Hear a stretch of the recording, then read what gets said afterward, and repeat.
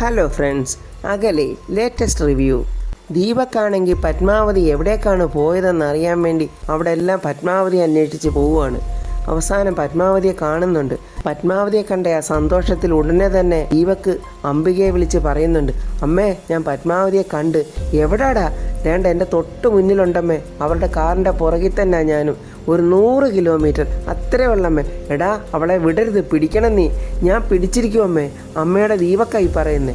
പത്മാവതി ഇനി എൻ്റെ കയ്യിൽ നിന്ന് എങ്ങോട്ടും പോവില്ല. അങ്ങനെ ദീപക്ക് പത്മാവതിയുടെ പുറകെ ഇങ്ങനെ കാർ ഓടിച്ചുകൊണ്ട് പോവുകയാണ്. പത്മാവതി അവസാനം ചെന്നെത്തുന്ന ഒരു പോലീസ് സ്റ്റേഷനിലോട്ടാണ്. അവിടുത്തെ SI ആണെങ്കിൽ ഏതാണ്ട് ഒരുപാട് മലമറിച്ച ഭയങ്കര ക്ഷീണത്തിൽ ഇങ്ങനെ ഇരിക്കുവാണ്. അവിടെ നിൽക്കുന്ന പോലീസുകാരുടെ കൂടെ ചൂടൊക്കെ ആകുന്നുണ്ട്. എന്നിട്ട് എനിക്ക് ഭയങ്കര ക്ഷീണമാണ്, ഒരു ചായ വേണമെന്നൊക്കെ അവരോട് പറയുന്നു. അവരൊരു ചായയൊക്കെ കൊണ്ടുവന്നിങ്ങനെ കൊടുക്കുന്നു. ആ ചായ കുടിക്കാനായിട്ട് ഒരുങ്ങുമ്പോഴാണ് പത്മാവതി ആ SIയുടെ മുന്നിലോട്ട് ചെല്ലുന്നത്. പത്മാവതിയെ കണ്ടതും തീരെ ഇഷ്ടമില്ലാത്ത രീതിക്ക് അയാൾ എന്താ? അത് സാറേ, ഞാനൊരു പരാതി കൊടുക്കാൻ വന്നതാണ്. പരാതിയോ? എന്ത് പരാതി? അത് സാറേ, എനിക്ക് കുറച്ച് പേഴ്സണലായിട്ടുള്ള പരാതിയാണ്. പേഴ്സണൽ പരാതിയാണല്ലോ. അപ്പോഴേ ഞാൻ കുറച്ച് ക്ഷീണത്തില, ഈ ഒരു ചായ ഒന്ന് കുടിക്കാം.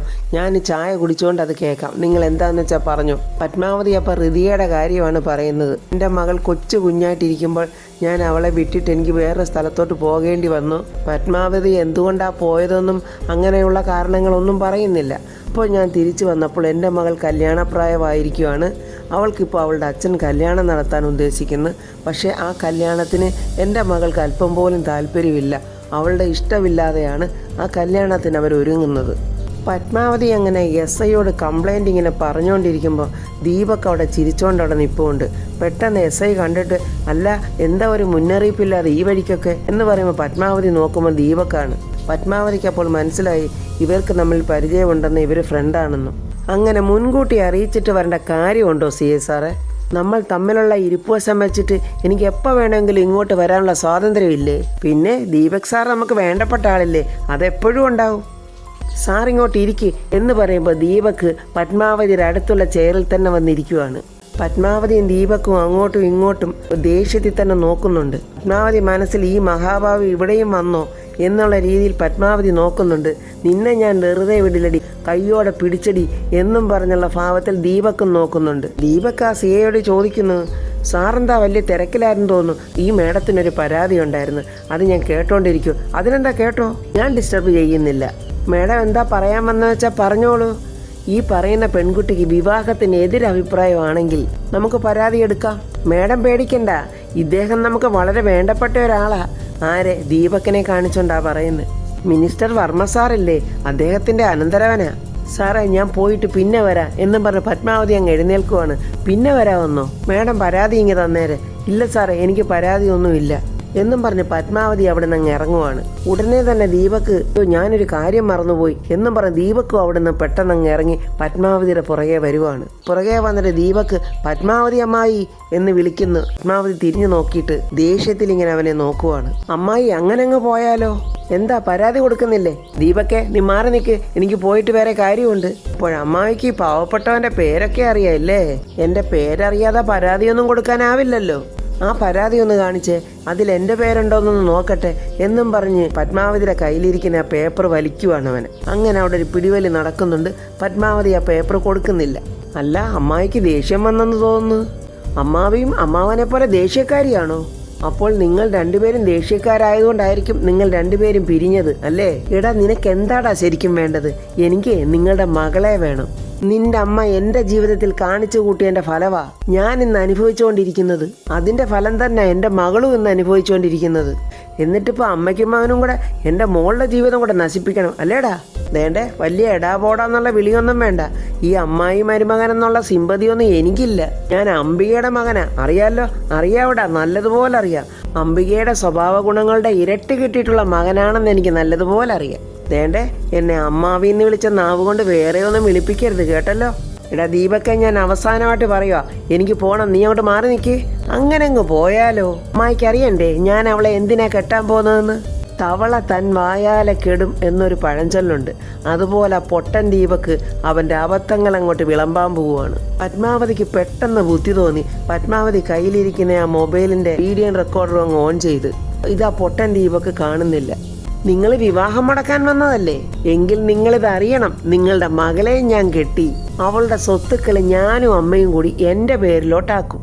വർഷങ്ങൾക്ക് മുമ്പ് എൻ്റെ അമ്മയുടെ ആഗ്രഹങ്ങളും സ്വപ്നങ്ങളും തകർത്തെറിഞ്ഞ് എൻ്റെ അമ്മാവൻ്റെ ജീവിതത്തിലേക്ക് വലതുകാൽ വെച്ച് വലിഞ്ഞു കയറി വന്ന സ്ത്രീയാ നിങ്ങൾ.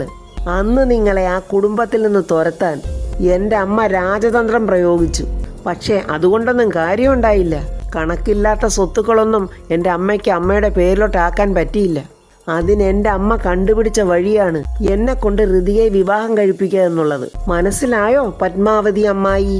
ചിരിച്ചുകൊണ്ട് പത്മാവതി എല്ലാം ഇങ്ങനെ മൂളിക്കേക്കുവാണ്. മോനെ, നിനക്കുള്ള പണി ഞാൻ പണിഞ്ഞു കഴിഞ്ഞടാ എന്നുള്ള ഭാവത്തിലാണ് നിൽക്കുന്നത് പത്മാവതി. ഞാൻ ഋതിയെ വിവാഹം കഴിക്കുകയും ചെയ്യും. ആ സ്വത്തുക്കളെല്ലാം ഞാൻ സ്വന്തമാക്കുകയും ചെയ്യും. ഞാൻ ഈ കാര്യങ്ങളൊക്കെ ഞാൻ അമ്മാവൻ്റെ അടുത്ത് പറയും, നിങ്ങളിവിടെ വന്നതൊക്കെ.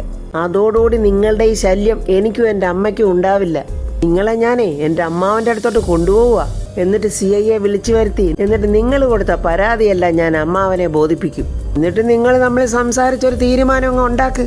എടാ ദീപക്ക, നീ മാറി നിൽക്കുക, എനിക്ക് പോകണം. ഇങ്ങോട്ട് വാ പത്മാവതി എന്നും പറഞ്ഞ് അവൻ പത്മാവതിയുടെ കയ്യെ കയറി അങ്ങ് പിടിക്കുക. കയ്യെന്ന് വിടറാ. നിങ്ങളോട് ഞാൻ പറഞ്ഞില്ലേ നിങ്ങളെ ഞാൻ കൊണ്ടുപോകുമെന്ന് എൻ്റെ അമ്മാവൻ്റെ അടുത്തേക്ക്. ഈ പോലീസ് സ്റ്റേഷനിലൊക്കെ വരാൻ നിങ്ങൾ കാണിച്ച ധൈര്യം ഉണ്ടല്ലോ, അതെൻ്റെ അമ്മാവൻ്റെ അടുത്തോട്ട് വരാനും കൂടെ കാണിക്കേ. എടാ, നിന്നോട് എൻ്റെ കയ്യിൽ നിന്ന് വിടാനാ പറഞ്ഞത്. വിട്ടില്ലെങ്കിൽ നിങ്ങൾ എന്ത് ചെയ്യും പെണ്ണുപിള്ളേ? നിങ്ങളെന്താ എന്നെ മൂക്കി വലിച്ചു കയറ്റുമോ? വിടറാ എന്നും പറഞ്ഞ് പത്മാവതി കൈ കുടഞ്ഞങ്ങെടുക്കുവാണ്. നീ ഇത് കണ്ടോടാ എന്നും പറഞ്ഞ് പത്മാവതി ആ വീഡിയോ അങ്ങോട്ട് കാണിക്കുവാണ്. പൊട്ടം നിന്നുകൊണ്ട് കഥാപ്രസംഗം പറഞ്ഞ പോലെ അവൻ്റെ കഥകളെല്ലാം പറഞ്ഞത് പത്മാവതി വീഡിയോ എടുത്തിട്ടുണ്ട്. അതുകൊണ്ട് ദീപക് അങ്ങ് ഞെട്ടിപ്പോയി. അവൻ ഒരിക്കലും പ്രതീക്ഷിച്ചില്ല ഇങ്ങനൊരു ചതി ഉണ്ടാകുമെന്ന്. പത്മാവതി ചിരിച്ചോണ്ട് ദീപക്കിനോട് പറയുക, ദീപക്കേ, ഇനി നീ മതിയാക്ക്. നീ ഇപ്പോൾ ഇവിടുന്ന് വിട്ടോ. ഈ വീഡിയോ എനിക്ക് വേണ്ടപ്പെട്ട ചിലർക്കൊക്കെ ഞാൻ ഇതിനകം അയച്ചു കഴിഞ്ഞു. ഇനി നീ കൂടുതൽ ഇവിടെ നേരം നിന്നേ കൊച്ചുവായിൽ വലിയ വർത്തമാനം പറഞ്ഞാൽ ഞാൻ ഈ വീഡിയോ നിന്റെ അമ്മാവന് തന്നെ അയക്കും. അത് കേട്ട് ദീപക് അങ്ങ് വിയർത്തുപോയി. ദീപക് അവിടെ നിന്നും വിയർത്ത് കുളിക്കുവാണ്. പിന്നെ നിന്റെ അമ്മാവൻ തീരുമാനിക്കും എന്താ വേണ്ടതെന്ന്. വേണ്ട, വെറുതെ നിങ്ങൾ ആവശ്യമില്ലാത്ത പണി കാണിക്കരുത്. ആവശ്യമില്ലാത്ത പണി കാണിക്കുന്ന ആരാടാ? നീയാണോ അതോ ഞാനാണോ? നീ ഒരു കാര്യം മനസ്സിലാക്കിക്കോണം. എൻ്റെ മകളെ വിവാഹം കഴിച്ച് അവളുടെ സ്വത്തുക്കളെല്ലാം സ്വന്തമാക്കാമെന്ന് നിന്റെ അമ്മ പറഞ്ഞു തന്ന ബുദ്ധി കൊണ്ട് ഇറങ്ങിയാൽ അതൊക്കെ കണ്ടോണ്ട് വെറുതെ നിൽക്കുന്ന ആളാണ് പത്മാവതി എന്ന് നിങ്ങളൊക്കെ വിചാരിച്ചോ? നീയും നിന്റെ അമ്മയും വിചാരിക്കുന്നതൊന്നും നടക്കാൻ പോകുന്നില്ല. ഈ പത്മാവതി ജീവനോടുണ്ടെങ്കിൽ നീ ഋതികയുടെ കഴുത്തിൽ താലി കെട്ടില്ല. നിനക്ക് ചുണയുണ്ടെങ്കിലേ നീ ഋതികയുടെ കഴുത്തിലൊന്ന് താലി കെട്ടടാ. ഞാനതൊന്ന് കാണട്ടെ. എൻ്റെ മോടെ കഴുത്തിൽ താലി കെട്ടണമെന്നുള്ള നിന്റെ ഒരു ആഗ്രഹം ഉണ്ടല്ലോ, അതങ്ങ് മറന്നേരെ. അല്ലെങ്കിൽ നിനക്കറിയാമല്ലോ, നീ പറഞ്ഞതെല്ലാം ഞാൻ വീഡിയോ എടുത്ത് വെച്ചിട്ടുണ്ട്. നിനക്കും നിന്റെ അമ്മയ്ക്കുമുള്ള ശക്തമായ തെളിവുകളാണിത്. ഇത് ഞാൻ പ്രതാപ് ചേട്ടന് അയച്ചു കൊടുക്കും. ചെന്ന് പറഞ്ഞേക്കടാ നിന്റെ അമ്മയോട്. അമ്മയും മോനും ഇതോടെ ഇന്ന് ഇവിടെ വെച്ച് നിർത്തിക്കോണം. എൻ്റെ മോളുടെ പുറകെ കഴുകൻ്റെ കണ്ണുകളുമായി വന്നാൽ പ്രതാപ് ചേട്ടൻ തന്നെ നിങ്ങളെ അമ്മയും മോനെയും അവിടുന്ന് അടിച്ച് പുറത്താക്കിക്കോളും എന്ന് പറഞ്ഞിട്ട് പത്മാവതി കാറിൽ കയറി അങ്ങ് പോവുകയാണ്. രമ്യ അടുത്ത ഒരു കുതന്ത്രവും കൊണ്ട് ജയനെ കാണാൻ വരുന്നുണ്ട്. ജയനും അവളെ നല്ലതുപോലെ മനസ്സിലാക്കിയിട്ട് അവക്കൊരു പണി കൊടുക്കണമെന്ന് പറഞ്ഞ് ജയനും കാത്തു നിൽക്കുവാണ്. രമ്യ വന്നിട്ട് പറയാം, ജയേട്ടാ അന്ന് കുടിച്ചിട്ട് വന്ന് അവിടെ ഒരു വഴക്കുണ്ടാക്കാൻ പറഞ്ഞിട്ട് ജയേട്ടൻ അങ്ങനെ ഒന്നും അല്ലല്ലോ ചെയ്തത്. അയ്യോ എൻ്റെ രമ്യയെ, ഞാനവിടെ ഒരു ഉഗ്രൻ വഴക്കാണ് ഉണ്ടാക്കിയത്. പക്ഷെ അതങ്ങ് ചീറ്റിപ്പോയി. പ്രിയയുടെ അച്ഛന് എന്നെ അങ്ങനെ വലിയ പേടിയൊന്നുമില്ല. അല്ല, രമ്യ എന്തിനെന്നെ കാണണമെന്ന് പറഞ്ഞത്? അത് ജയേട്ടനും കൂടെ ഉപകാരമുള്ള ഒരു കാര്യമാണ് ഞാൻ പറയാൻ വന്നത്. ജയേട്ടന് അതിന് നല്ല പ്രയോജനവും കിട്ടും. അല്ല, പ്രയോജനം കിട്ടുന്ന കാര്യമാണെങ്കിൽ പറഞ്ഞോ രമ്യയെ. എൻ്റെയും രാജുവിനെ കല്യാണമൊക്കെ തീരുമാനിച്ച കാര്യം ജയേട്ടൻ അറിഞ്ഞല്ലോ. ഞാനും എൻ്റെ അമ്മയും കൂടെ പ്രതാപ സാറിനെ പോയി കണ്ട് എൻ്റെയും രാജുവിൻ്റെയും കല്യാണമൊക്കെ അങ്ങ് തീരുമാനിച്ചു. അയ്യോ ആണോ? അപ്പോൾ ഋതിക മേഡത്തിൻ്റെ കാര്യം? അവളുടെ കല്യാണം ദീപക്കുമായിട്ട് സമ്മതിപ്പിച്ചിട്ടുണ്ട്. അല്ല, ഈ ദീപക്കിൻ്റെ സ്വഭാവം അത്ര നല്ലതല്ലെന്നാണല്ലോ പറഞ്ഞു കേട്ടത്. അതൊന്നും നമുക്കറിയേണ്ട കാര്യമില്ല.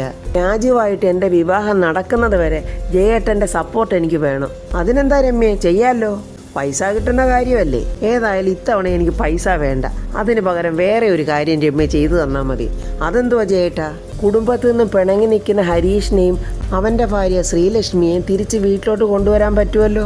രമ്യ ഏത് അമ്മയോട് സംസാരിച്ച് അത് ശരിയാക്കണം. രമ്യ വിചാരിച്ചാൽ അതൊക്കെ പുഷ്പം പോലെ ചെയ്യാൻ പറ്റും രമ്യയെ. ഹരീഷിനെയും ശ്രീലക്ഷ്മിയെ എങ്ങനെയെങ്കിലും അവിടെ വീട്ടിൽ കയറ്റാൻ വേണ്ടിയിട്ടാണ് ജയൻ കളിക്കുന്നത്. അത്യാവശ്യമായിട്ടും ജയേട്ടൻ രാജുവിൻ്റെ വീട്ടിൽ വരെ ഒന്ന് വരണം. അതെന്താ രമ്യ? ജയേട്ടൻ വാ, ഞാൻ അവിടെ വെച്ച് പറയാം. എന്നും പറഞ്ഞ് അവരവിടെ വെച്ച് പിരിയുവാണ്. ദീപക്ക് വീട്ടിലോട്ട് ഓടി വന്നിട്ട് അവിടെ ഇരിക്കുന്ന ഒരു ജഗ് വെള്ളം മടമടാന്ന് കുടിക്കുക. ഇത് കണ്ടിട്ട് അംബിക, എടാ ദീപക്കെ നിനക്ക് എന്താടാ, എടാ നിനക്ക് എന്ത് പറ്റിയടാ എന്നൊക്കെ ഇങ്ങനെ അങ്കലാപ്പോടെ ചോദിക്കുവാണ്. ആ രീതിക്കാണ് ദീപക്കിൻ്റെ വെള്ളം കുടി. എടാ മോനെ, നീ എന്താടാ ഇങ്ങനെ പരവേശമൊക്കെ കാണിക്കുന്നത്? പിന്നെ പരവേശം കാണിക്കാതെ അമ്മ എന്തൊക്കെയായിരുന്നു പത്മാവതിയെക്കുറിച്ച് പറഞ്ഞിരുന്നത്? അവർ വെറും പാവമായിരുന്നു, അവർ വെറും തൊട്ടാവാടി സ്വഭാവമായിരുന്നു, അമ്മയവരെ വരച്ച വരയിലാണ് നിർത്തിയിരുന്നത്. അതിനിപ്പോൾ എന്താടാ ഉണ്ടായത്? എന്നാലേ അമ്മ പറഞ്ഞതുപോലെ അവരത്ര പാവസ്ത്രീയൊന്നും അല്ല. ദീപക്ക് ചങ്കടറി പതറിയ ഭാവത്തിൽ പറയുക, അവരൊരു ഭദ്രകാളിയാ. ആ നോട്ടവും സംസാരവും ഒക്കെ എൻ്റെ അമ്മ ഒന്ന് കാണേണ്ടതായിരുന്നു. ഞാൻ നിന്നങ്ങ് ഉരുകി ഐസായിപ്പോയി. നീ എന്താ ദീപക്കെ പറയുന്നേ? അവൾ നിന്നെ ഭയപ്പെടുത്തിയോ? അതേമ്മേ, അവരെൻ്റെ മുഖത്തോട്ട് നോക്കി എൻ്റെ കണ്ണി നോക്കി തന്നെ പറഞ്ഞു എൻ്റെയും ഹൃതികയുടെയും വിവാഹം നടക്കില്ലെന്ന്. ദീപക്ക് അങ്ങനെ പറഞ്ഞത് കേട്ട് അംബിക അങ്ങ് ഞെട്ടിത്തെറിച്ച് ഒരു പ്രതിമ പോലെ അങ്ങ് നിന്നുപോയി. അപ്പോൾ ഫ്രണ്ട്സ്, അമ്മയുടെയും മോൻ്റെയും കണക്കുകൂട്ടലുകളൊക്കെ ഇവിടെ തെറ്റും. അംബിക കയ്യോടെ പിടിക്കപ്പെടും. കാരണം അത്രയ്ക്ക് വലിയൊരു തെളിവാണല്ലോ പത്മാവതിയുടെ കയ്യിലിരിക്കുന്നത്. ദീപക്കും ഹൃദയം കൂടെയുള്ള കല്യാണം നടക്കത്തില്ല. പിന്നീടുള്ളതെല്ലാം നമുക്ക് നാളെ കാണാം. എൻ്റെ ഈ വീഡിയോ ഇഷ്ടപ്പെട്ടാൽ ലൈക്കും കമൻസും, സബ്സ്ക്രൈബ് ചെയ്യാത്തവർ സബ്സ്ക്രൈബ് ചെയ്യണേ.